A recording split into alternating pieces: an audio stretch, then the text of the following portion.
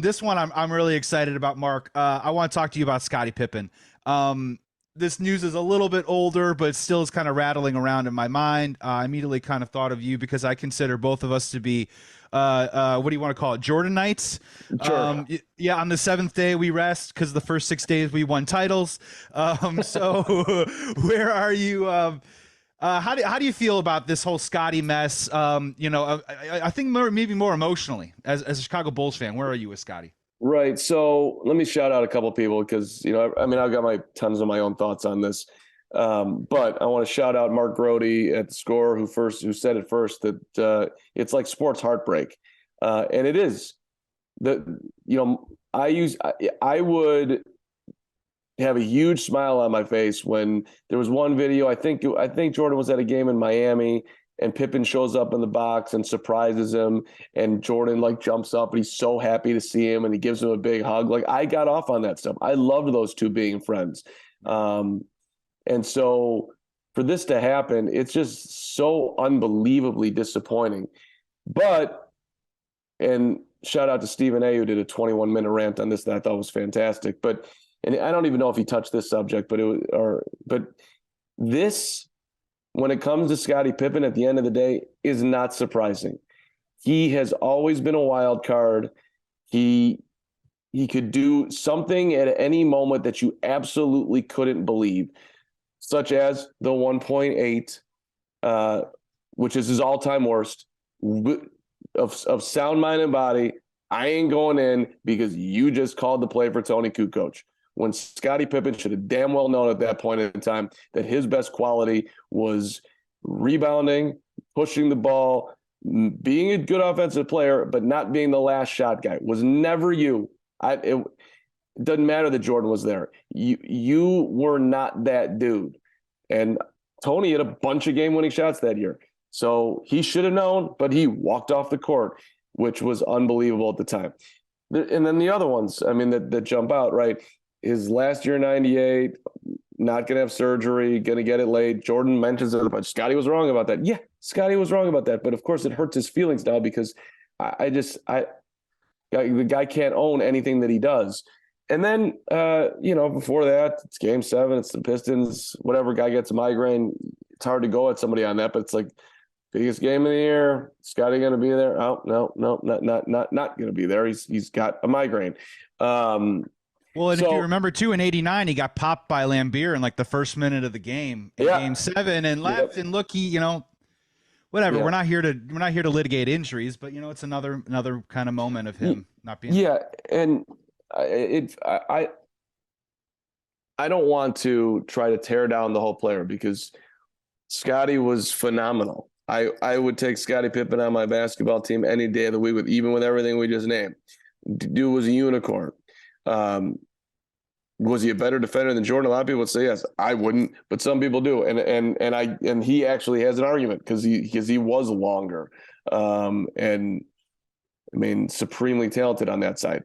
But it's just like, dude, Jordan got up in his Hall of Fame speech and spoke truths about his career the whole time. And in it, he started with you and said that he never had won a championship without Scottie Pippen. Every time you saw me, you saw Scottie Pippen.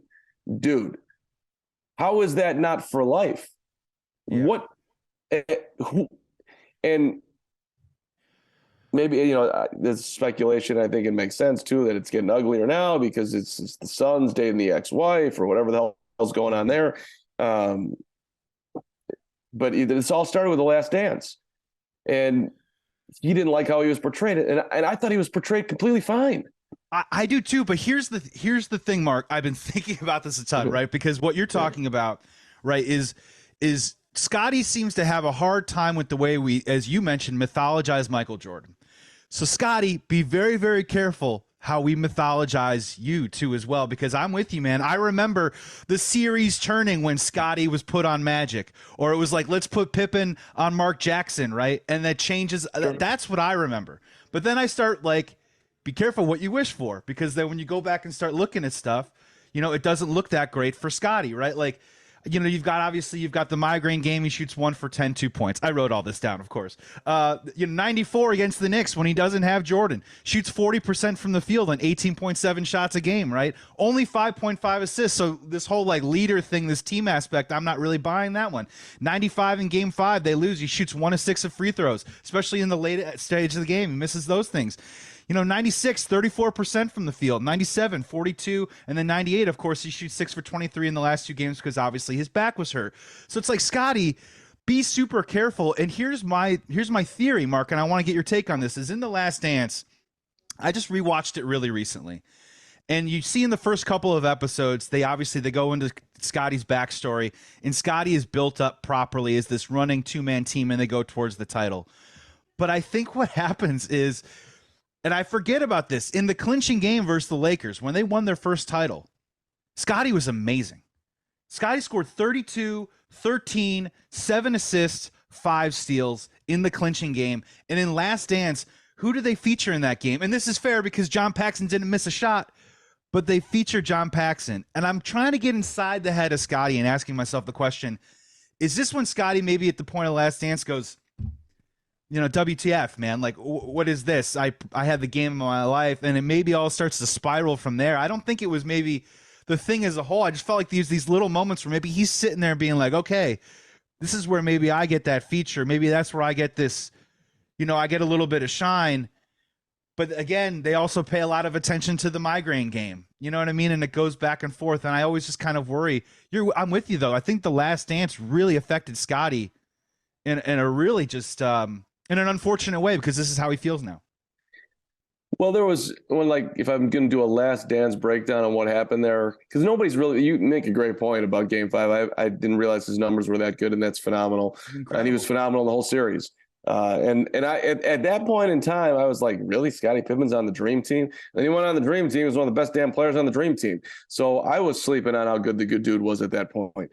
But not for long after that. Like, I got it. Like, you're insane, and you're guarding Magic, and you're doing all these things, and you're just on a completely different level than he was.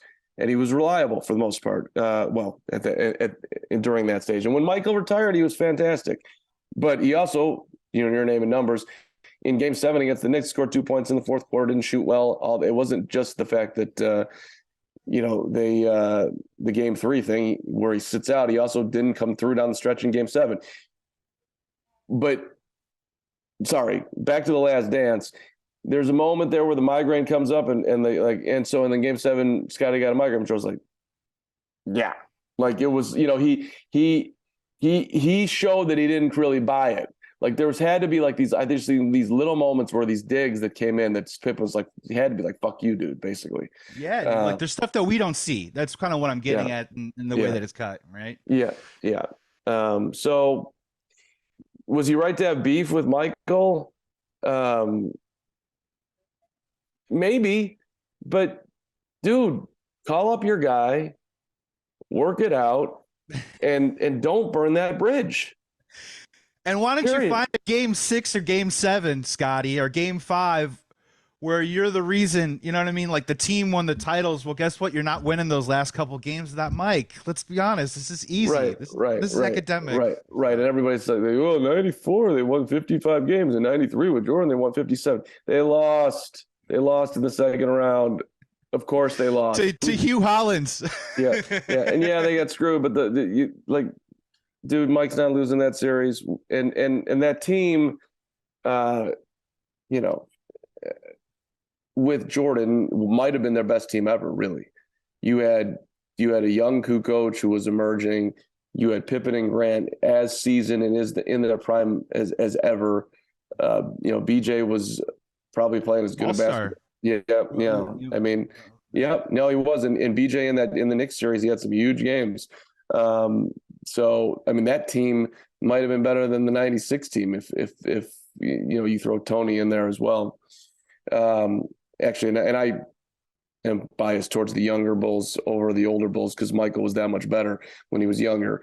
Although when you talk to him, he loves his mind and body and everything coming together and just being able to win the game with his head as much as the physical, which But as a fan watching, like, I'm sorry, dude. 91 Jordan versus 98 Jordan. 91's killing 98. You are not messing with that dude. I don't care how much you got in your head about what's going on. 91 would absolutely kill you, and so would 90, and so would 89. That dude was a complete utter lunatic. And you were smart, you were brilliant, you were phenomenal, you were Michael Jordan, but you weren't that Jordan. No, yeah, and a year or two removed from Defensive Player of the Year on top of that, too. Just the Right. Of the thing. And shout out to Pete Myers, a guy who I went to many of his basketball camp growing up.